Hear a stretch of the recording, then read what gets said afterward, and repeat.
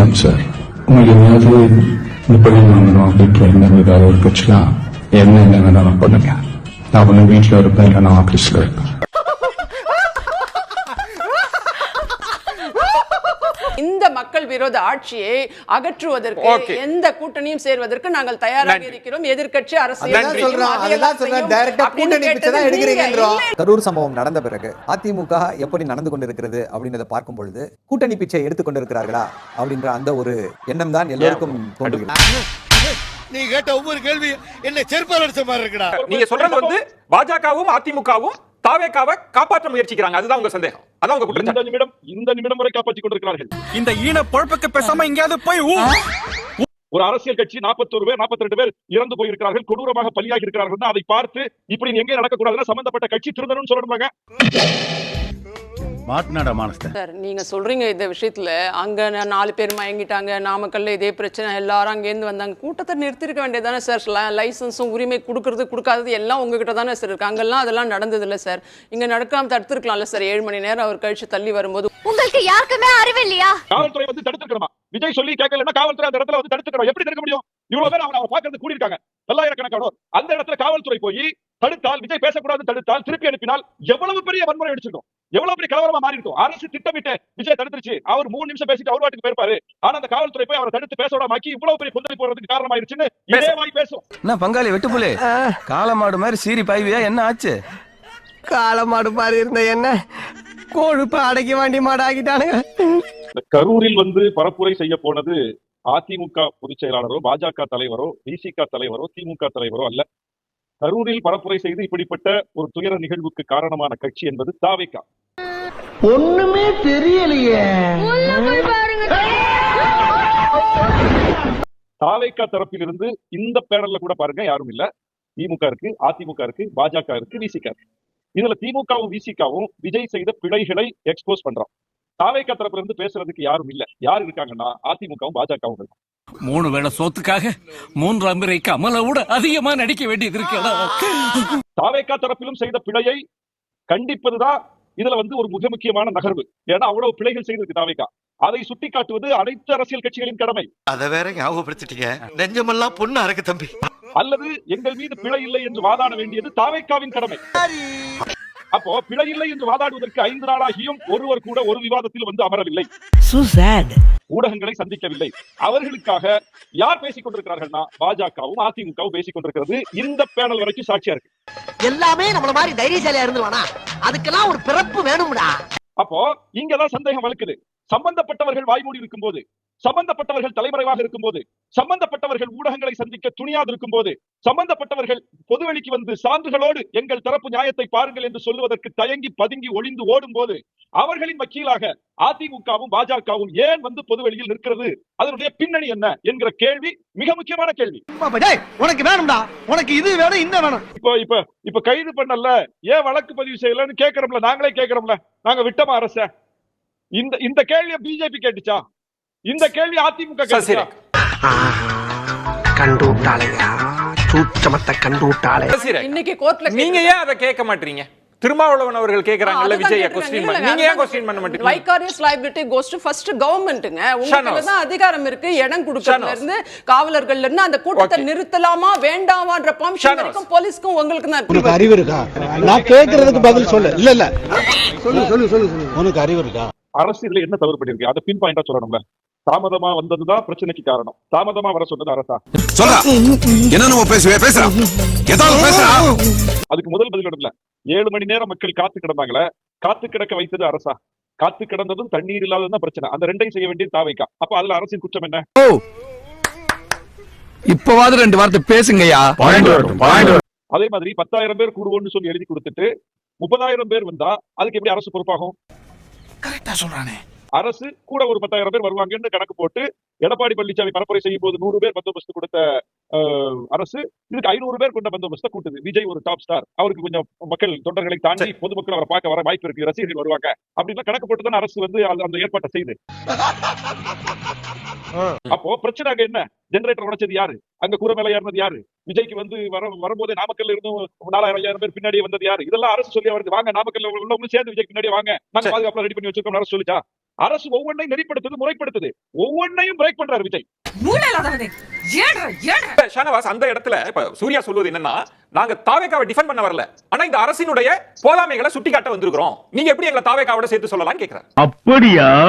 கரூர் நிகழ்வுக்கு, கொடூர நிகழ்வுக்கு முன்னர் தாவேகாவின் அணுகுமுறை, அரசின் அணுகுமுறை. கரூர் துயர நிகழ்வுக்கு பின்னர் தாவேகாவின் அணுகுமுறை, அரசின் அணுகுமுறை. ரெண்டை எடுத்து மறு ஆய்வுக்கு பார்ப்போம், நாம போஸ்ட்மார்ட்டம் பண்ணி பார்ப்போம். என்னப்பா சொல்ற? கரூர் நிகழ்வுக்கு முன்னர் தாவேகாவின் அணுகுமுறை எத்தகையது? எல்லா இடங்களிலும் தாவேகா விஜய் போன பரப்புரை கூட்டங்கள்ல நெருக்கடி ஏற்பட்டிருக்கிறது, உயிரிழப்புகளும் ஏற்பட்டிருக்கின்றன. எல்லா இடங்களிலும் காவல்துறை விதித்த விதிமுறைகளை மீறியதாக வழக்கு பதிவு செய்யப்பட்டிருக்கின்றன. ஐயோ, எங்க இந்தியா புடிச்சிங்க? இந்த இழவுக்கு தான் நான் வர்றதே இல்லை. லோ சுகர் வேற வந்துட்டியும் ஆனா அனுப்பிச்சிட்டீங்க. எல்லா இடங்களிலும் பொது சொத்துக்கு சேதம் விளைவிக்கப்பட்டிருக்கின்றன. திருச்சி ஏர்போர்ட் உட்பட, சென்னையில் நடந்த ஆர்ப்பாட்டத்தில் சென்ட்ரல் மீடியன் உடைக்கப்பட்டது உட்பட, நாகப்பட்டினத்தில் வேளாங்கண்ணி கோயிலுக்கு சொந்தமான ஒரு மண்டபத்தினுடைய சுவர் உடைக்கப்பட்டது உட்பட ஆயிரம் விஷயங்கள். எங்கிருந்து இவர் வந்தார்? நாமக்கல்ல இருந்து வந்தார். அங்க 40 பேர் மருத்துவமனையில் அனுமதிக்கப்பட்டிருக்காங்க. அங்கேயும் விதிமுறைகள் மீறப்பட்டிருக்கிறது. போதும்டா ஐயா, இவ்வளவு புள்ளி விவரத்தோட கரெக்டா சொல்றீங்க. சந்தோஷமா வாழ்க்கை நடத்திக்கிட்டு இருக்கோம். அந்த வாழ்க்கையில மண்ணள்ளி போட்டு நாசமாக்கிறாரா ஐயா? சம்பவம் நடப்பதற்கு முன்னர் தாவேகாவின் அணுகுமுறை சொல்றேன். அரசு கட்டுப்பாடுகளை விதிக்குது. அரசு கட்டுப்பாடுகளை விதிக்கும் போதெல்லாம் தாவேகா என்ன சொல்லுச்சு? எங்களை ஒடுக்குகிறது அரசு. ஒரு புதிய கட்சி வளர்ந்து வருவதை பார்த்து பயப்படுகிறது அரசு. கரூர்ல பாருங்க, 30 பேர் கூட்டின கூட்டம். அது என்ன 30 விழாவா? அந்த 30 பேர் கூட்ட கூட்டம் எங்க கூட்டம் என்னன்னு பாருங்க. இதுக்கே இப்படி நீங்க பதறீங்களா? கரூர்ல நாங்க உண்மையான எங்களுடைய வெயிட்ட காட்டுவோம், பயங்கரமாக இருக்கும். இப்படி எல்லாம் பேசினது யாரு? இப்படி எல்லாம் பேசினது தாவேகா தரப்பு. ஹலோ, என்ன கலாய்க்கிறீங்களா? உன் மூஞ்சியெல்லாம் நான் கலாச்சிட்டாலும் வாயில நல்லா வருது பாரு. அப்போ கரூருக்கு குறித்த நாளில் வந்தாரா? இல்ல. என்னைக்கோ அடுத்த மாதங்கள்ல நடக்க வேண்டிய கரூர் பயணத்தை திடுமென 2 நாளைக்கு முன்னாடி மாத்தி 27ஆம் தேதி பிக்ஸ் பண்றாங்க. குறித்த நேரத்துக்கு வந்தாரா? இல்ல. 7 மணி நேரம் தாமதமா வர்றாங்க. அப்ப கூடியிருந்த கூட்டத்துக்கு ஏதாவது அடிப்படை தேவைகளை ஏற்பாடு பண்ணிருந்தாங்களா? இல்ல. அசிங்கமா கேட்பேன், ரொம்ப பச்சையா இருக்கும். எடப்பாடி பழனிசாமி அதுக்கு ஒரு 2 நாளைக்கு முன்னாடி பரப்புரை செஞ்சார்ல. அதிமுக பரப்புரையில அரசாங்கம் தண்ணீர் ஏற்பாடு பண்ணிருச்சா? யார கேக்குறான்? டேய் லூசு, ஒன்னதான் கேக்குறேன். மச்சான் ஐஎம் ஒரு பார்த்தா போடா.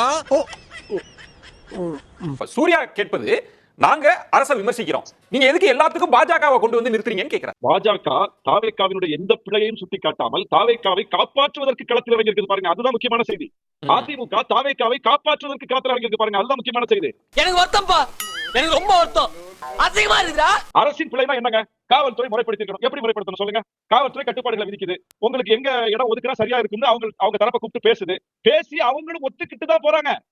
நான் நல்லா பண்றனோ இல்லையோ, ஆனா நீ நல்லா பண்ற. அரசு ஒண்ணு சொல்லுது, ஒரு பரிந்துரை சொல்லுது, இந்த இடம் சரியா இருக்காதுங்க, இந்த இடம் சரியா இருக்காதுங்க, இந்த இடம் சரியா இருக்குன்னு சொல்லுது. தாவேகா அதுக்கு உடன்படுது. உடன்பட்டு ஒப்பமிட்டு தாவேகா தான் அறிவிக்குது. வேலுச்சாமிபுரத்தில் விஜய் பேசுவார் 12 மணிக்கு 27ஆம் தேதி அறிவிச்சது யார்? காவல்துறையா? அரசாங்கமா? அறிவிச்சது தமிழக வெற்றி கழகம். அப்ப அவங்க தான் இடம் தெரிவிக்கிறாங்க, அவங்க தான் நேரம் தெரிவிக்கிறாங்க. இரண்டையும் மீறியது அவங்க, இரண்டையும் மீறியது அவங்க. அப்போ இடத்துல பிரச்சனை எங்க இருந்து வருது? நீ ஒத்துக்கிட்டு தான் வந்திருக்க அந்த இடத்துக்கு. உள்ளுக்குள்ள உறுத்தல பொறம்போ டாய் அப்படின்னு உங்க மனசாட்சி உங்களை பார்த்து கேள்வி கேட்காத மிஸ்டர் பார்சாரதி. எல்லாருமே விஜய கண்டிக்கிறாங்கல்ல, தாவேகாவை கண்டிக்கிறாங்கல்ல. மார்க்சிஸ்ட் கண்டிச்சதா இன்னைக்கு? ஏன் கண்டிக்கல? என்ன கண்டிச்சாங்க? எல்லா தலைவர்களும் கண்டிச்சிருக்காங்க. இன்னைக்கு போய் பேசிருக்காங்க. பேர் சண்முகத்தோட அறிக்கையை பாத்தீங்கன்னா அவ்வளவு கனமான வார்த்தை. கிழிஞ்சது போ. என்ன காப்பாற்றணும். இப்ப தெரிஞ்சுக்கோங்க, கூட்டணி பிச்சை யார் எடுப்பது அப்படின்றது. யார் பேசுனாங்க? கூட்டணியில இருக்கிறவங்க யார் என்ன பேசுனாங்கன்னு கேக்குறேன். திருமாவளவன் சொல்லிருக்காரு, அண்டர் கிரவுண்ட் டீலிங் உங்களுக்கு இருக்கிறதுன்றார். நீ எப்படி சொல்லுவ அப்படி அப்படின்னு கேட்டு பாருங்களேன். கூட்டணியில் தொடர வேண்டும் புரிந்து கொள்ளப்பட்டது சசிகலா. அவர் மறுத்தார். நான் அப்படி சொல்லலன்னு நம்ம பெட்டியில திரும்ப சொன்னாரு. என்னுடைய பொருள் அந்த பொருளை நான் சொல்லலன்னு சொன்னேன். இதுக்கு முன்னால ஒரு அவமானப்பட்டதே இல்லையா? ஷானவாஸ் கேக்குறது, ஏன் இப்ப விஜய் மீது எல்லாரும் ஒரு கண்டனம்னு யாராவது அதிமுக பேசுறாங்க? இது தப்புங்க, இது கண்டனம், கண்டிக்கத்தக்கது யாருமே பேசல. இது நியாயமா? இப்ப என்னங்கிறதுக்கு இதுல ஏன் பாஜகவை கொண்டு வந்து முதல்வர் அதான் ஒரு நெரேட்டிவ் செட் பண்ண ட்ரை பண்றாங்களான்னு கேட்டாங்க. ஃபர்ஸ்ட் எப்போ இந்த சந்தேகம் வருது அப்படின்னா, அந்த குழு அமைக்கிறாங்க. குழு அமைச்சோடனே இந்த சந்தேகம் வருது. தூத்துக்குடியில 17 பேர் சுட்டுக் கொல்லப்படுகிறார்கள். காக்கா குருவி சுடுறது மாதிரி சுட்டுக் கொல்லப்பட்டார்கள். அப்போ இந்த எந்த குழுவும் வரலையே, ஏன் வரல? ஒருவேளை அனில் அகர்வால் வேணான்னு சொல்லிட்டாரா? இதெல்லாம் எப்படின்னு எல்லாம் தொலைநோக்கு பார்வையோட போகணும்டா. இப்போ உடனே குழு, சரி குழு வந்தால் காலையில் வருவாங்களாம், காலையில் 10 மணிக்கு லேண்ட் ஆவாங்களாம், நைட்டு 5 மணிக்கு கிளம்பி போவாங்களாம். அதுக்குள்ளே எல்லாத்தையும் கண்டுபிடிச்சிட்டாங்களாம். அப்போது ஏற்கனவே திட்டமிட்ட நோக்கோடு, அதாவது விஜய் அவர்களுக்கு ஒரு க்ளீன் ஷீட் கொடுக்கணும், க்ளீன் ஷீட் கொடுத்துட்டு திமுக அரசு மேலே பழைய தூக்கி போட்டுடலாம். அப்போ அந்த சமயத்தில் பார்த்தீங்க அப்படின்னா இந்த சதி கான்ஸ்பெரசி தியரிஸ் தாவேக்காவில் இருக்கக்கூடிய அந்த ரூட் என்ற நிறுவனம் அவங்க வந்து இன்ஃப்ளூயன்சர்ஸ் மூலமாக கான்ஸ்பெரசி தியரியை வந்து அதிகமாக அப்படியே பரப்பி விட்டுட்டு இருந்தாங்க. அந்த சமயத்தில் இதை செய்து அப்படியே ஒட்டுமொத்த அப்படியே அரசியல் நிலை குலைத்து விடலாம், இப்படிப்பட்ட பொய் செய்திகளை பரப்பி இது பண்ணிடலாம் அப்படின்னு சொல்லி ஒரு முயற்சி எடுத்தார்கள்.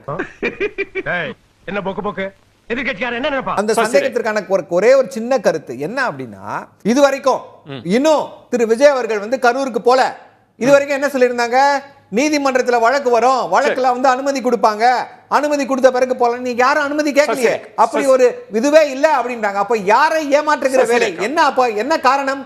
இந்த விஷயத்தை போய் நான் வெளியே சொன்னா என் நிலைமை யோசிச்சு பாடுறா.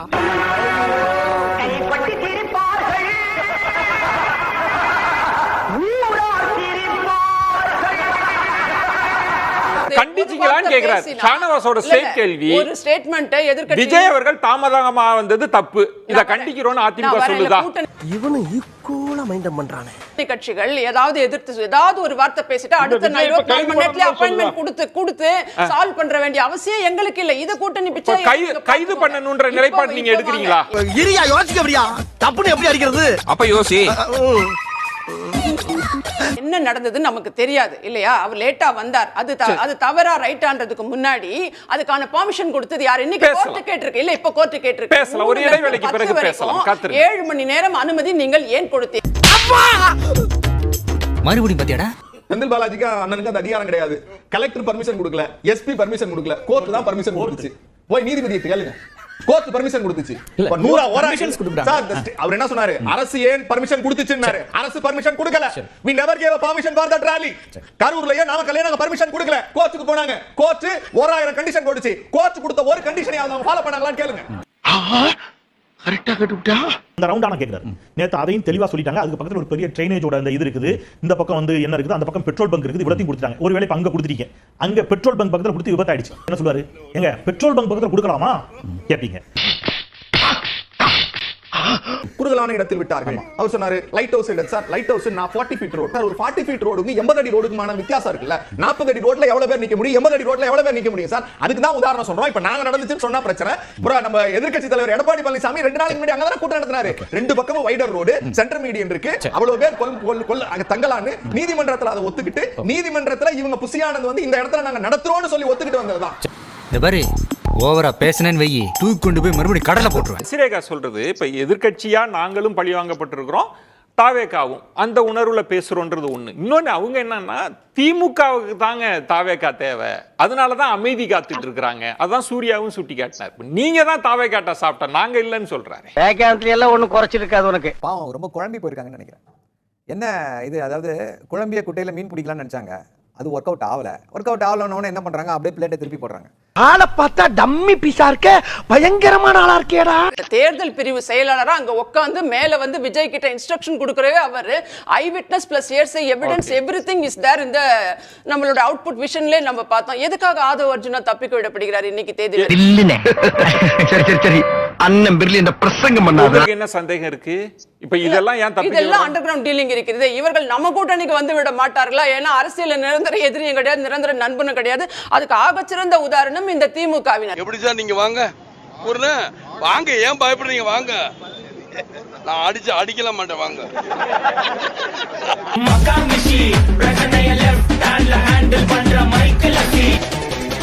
வந்துட்டாயா வந்துட்டாயா. முதல்வரினுடைய பேச்சு கூட்டணிக்கு ஆள் சேர்க்கும் அசைன்மெண்ட் அதிமுகவுக்கு பாஜக கொடுத்திருக்கு அப்படின்னா அதை எப்படி புரிஞ்சுக்கிறது? அதையே ஏன்டா குடாஞ்சு கேக்குறீங்க? கரூர் சம்பவம் நடந்த பிறகு அதிமுக எப்படி நடந்து கொண்டிருக்கிறது அப்படின்றத பார்க்கும் பொழுது கூட்டணி பிச்சை எடுத்துக்கொண்டிருக்கிறார்களா அப்படின்ற அந்த ஒரு எண்ணம் தான் எல்லோருக்கும் தோன்றுகிறது. நீ கேட்ட ஒவ்வொரு கேள்வி என்ன செருப்பால் அடிச்ச மாதிரி இருக்குடா. மாதிரி இல்ல, உண்மையிலே செருப்பால தான் அடிச்சேன். சரி, ஃபீல் பண்ணாத. அங்க வந்து என்ன நடந்தது அப்படின்றது இன்னைக்கு வந்து நீதிமன்றத்தில் வந்து அப்படியே அம்பலப்பட்டு போயிருக்கு. திரு புசி ஆனந்த் அவர்கள் வந்து என்ன சொல்றாரு, திரு விஜய் அவர்கள் வந்து சதி இருக்குன்றாரு. சிஎம் சார் என்ன வந்து கைது பண்ணுங்க சார் அப்படின்றாரு. திரு ஆனந்த் அவர்கள் பெட்டிஷன்ல என்ன போடுறாரு, சதியெல்லாம் பத்தி பேசவே இல்லையே, சதின்னு சொல்லல, விதின்னு சொல்லல, அது விபத்து அப்படின்றாரு. அப்போ எங்க போச்சு சதி? யாரும் பார்க்கல. இங்க 100 பேர் யாரும் பார்க்கல. இது ஒரு விபத்து, எனக்கும் அதுக்கு சம்மந்தம் இல்லை. இதற்கு காரணம் வந்து அங்க இருக்கக்கூடிய இதை ஏற்பாடு செய்த அங்க இருக்கக்கூடிய ஒரு லோக்கல் நிர்வாகி, என்ன இதுல சம்மந்தப்படுத்தாதீங்க, எனக்கு ஜாமீன் கொடுத்துருங்க. புஷி ஆனந்த் யாரு? தவகவுக்கும் புஷி ஆனந்துக்கு சம்மந்தம் இல்லையா? என்ன சார் இப்படி கேக்குறீங்க? இது வந்து உள்ளங்கை நெல்லிக்கனி மாதிரி என்ன சம்பவம் நடந்துச்சு, இதற்கு யார் காரணம், யார் பொறுப்பு? இன்னைக்கு நீதி அரசர் வந்து கேள்வி மேல கேள்வி கேட்டிருக்காரு, ஒரு வருத்தம் கூட தெரிவிக்கல. அவன் கொஞ்சம் பயந்தவனுக்கா. நீங்க ரொம்ப தைரியசாலி. ஐயோ நான் அவனோட பயந்தவனுக்கா. பொறுப்பின்மையே கிடையாது அவங்களுக்கு, பொறுப்பே கிடையாது அவங்களுக்கு அப்படின்னு சொல்லி கேள்வி கேட்டிருக்காரு நீதி அரசர். இப்ப போடுங்களேன் வீடியோ, சதின்னு சொல்லிட்டு இதுக்கு பின்னாடி யாரோ இருக்காங்க அப்படின்னு சொல்லி போடுங்களேன். தைரியம் இருக்கா? இல்ல சரவணன், இப்போ எதிர்க்கட்சி தலைவரோ அல்லது பாஜக தரப்பிலையோ அரசினுடைய போதாமைகளை சுட்டி காட்டுறப்ப அதையே நீங்க ஏதோ கூட்டணி மாதிரி கணக்கா சொல்றீங்க. அதாவது அரசுடைய இது வந்து அரசுடைய மெத்தன போக்கால் இல்ல வந்து அரசு சரியான முறையில் இந்த விஷயத்தை கையாளாமல் போயிருந்தா நீங்க சொல்லக்கூடிய வாதத்தை ஏற்றுக்கொள்ள முடியும். என்ன சொல்றீங்க? முதுகிலம்லாம் தெரியுதுடா. இது முழுக்க முழுக்க தாவேகாவினருடைய அதிகார பசி, பொறுப்பின்மை. தம்பி விடுப்பா, இதெல்லாம் அப்படிலாம் விட்டுற முடியாது மேடம், அப்படிலாம் விட்டுற முடியாது. ஆணவம் அதனால விளைந்தது.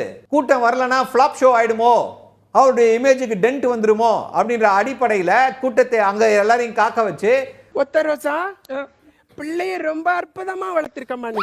5 நிமிஷத்துக்கு முன்னாடி பேசுங்க, 10 நிமிஷத்துக்கு முன்னாடி பேசுங்க சார், இங்க அங்க போகாதீங்க அப்படின்னு சொல்றாரு டிஎஸ்பி. அப்ப டிஎஸ்பி சொல்றதை கேட்க மாட்டீங்க, அப்புறம் அரசு பொறுப்பேற்க வேண்டும் அப்படின்னா தெரியல. இவ்வளவு அற்பத்தனமான அரசியலை, இவ்வளவு கேவலமான அரசியலை செய்ய வேண்டுமா அப்படின்னு தான் சொல்லி கேட்கிறோம். ரொம்ப வாடுறானே. ஆனா பாஜக பண்ற காமெடி இருக்கே எப்பா, என்ன பெரிய உலகமகா காமெடி.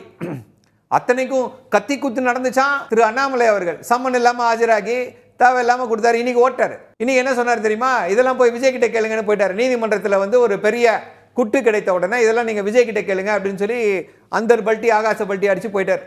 இது எனக்கு சிறப்பா தோணுதுங்கன்னா இதுலயே பயணிக்க வேண்டும் என்று விரும்புகின்றேன். தமாஸ் பண்ணி விட்டுட்டீங்கல்ல. திமுக முட்டு கொடுப்பது, இது வந்து திமுக மேல சாட்ட நினைப்பது 2 காரணங்கள். இரண்டுமே வெறும் அரசியல் தான், அற்பத்தனமான அரசியல். என்ன அப்படின்னா தமிழ்நாட்டு மக்கள் கிட்ட ஒரு இதை விதைத்து விடலாமா, ஏற்கனவே இருக்கக்கூடிய அந்த நல்லெண்ணத்திற்கு தமிழ்நாட்டு முதல்வர் மீதும் தமிழ்நாட்டுடைய திமுக மீதும் இருக்கக்கூடிய அந்த நல்லெண்ணத்திற்கு ஊறு விளைவிக்கும் வகையில் ஏதாவது சொல்லிடலாமா? இல்ல நம்ம வந்து விஜய்க்கு ஆதரவா பேசினா அவர் உடனே மனம் குளிர்ந்து நம்மோட கூட்டணி வந்து விடுவாரா என்ற இந்த கணக்கு தான் சார். இதை தாண்டி இதுல வேற எதுவுமே கிடையாது. இந்த அவமானம் உனக்கு தேவையா? அதாவது விஜய் தாமதமாக வந்தாரு, எந்த தலைவர் தாமதமா வரல அப்படின்னு சூர்யா கேட்டாரு.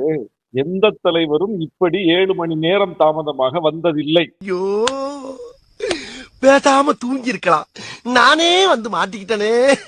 அதிலும் குறிப்பாக எல்லா கட்சிக்கும் குறித்த நேரத்துக்கு 1/2 மணி நேரத்துக்கு முன்னாடியே 1 மணி நேரத்துக்கு முன்னாடியே தான் தொண்டர்கள் குழும ஆரம்பிப்பாங்க. ஆனால் இங்க வந்து முந்தின நாள் நைட்டே வந்து படுத்து கிடக்குறான். காலையில 10 மணிக்குன்னு சொன்னா அதிகாரி 5 மணிக்கு வந்து குழுமி கிடக்குறாங்க விஜயை பார்க்கிற ஆர்வத்துல. அதுவும் முழுக்க முழுக்க அரசியல் மயப்படுத்தப்படாத சினிமா கவர்ச்சியில் விஜயை பார்த்து விட வேண்டும் என்று துடிப்பவர்கள் அதுல பெரும்பான்மையா இருக்காங்க.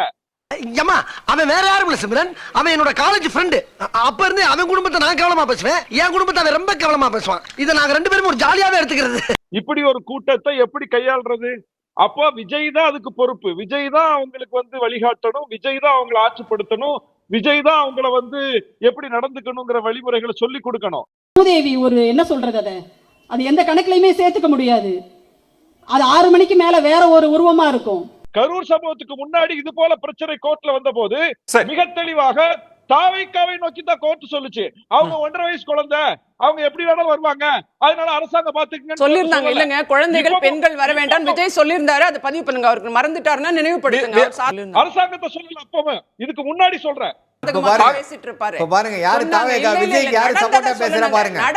என்னங்க இப்படி பண்ணிட்டீங்க? நானும் வட ஆப்பிரிக்காவிலையும் பார்த்திருக்கேன், தென்னாப்பிரிக்காவிலையும் பார்த்திருக்கேன், ஆனா இந்த மாதிரி ஒரு கலர் காண்டாமிருகத்தை பார்த்ததே இல்லடா. இந்த மக்கள் விரோத ஆட்சியை அகற்றுவதற்கு எந்த கூட்டணியும் சேர்வதற்கு நாங்கள் தயாராக இருக்கிறோம். எதிர்க்கட்சி அரசியல்